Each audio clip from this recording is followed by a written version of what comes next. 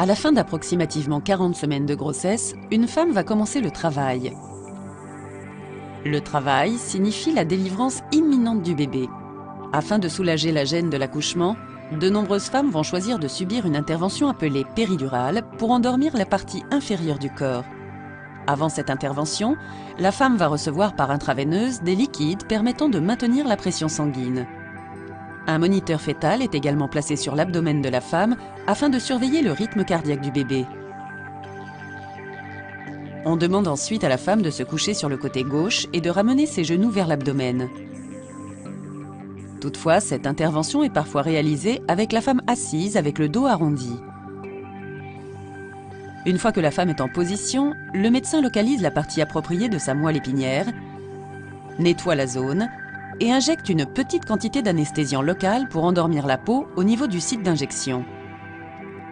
Quelle que soit sa position, la femme doit rester immobile pendant que le médecin insère lentement et précautionneusement une aiguille plutôt grande dans sa colonne vertébrale.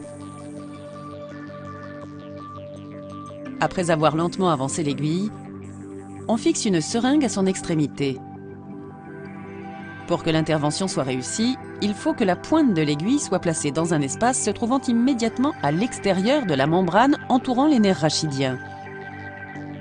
Cette membrane s'appelle la dure-mère et c'est pourquoi l'intervention s'appelle une péridurale et l'espace s'appelle l'espace péridural.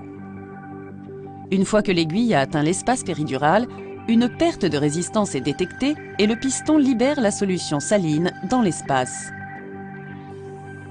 On détache la seringue et un cathéter mince est vissé par l'aiguille dans l'espace péridural.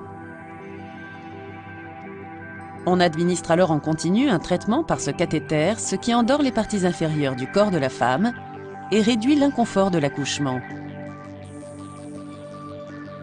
Il existe plusieurs complications potentielles associées à cette intervention dont il faut parler avec le médecin avant l'acte.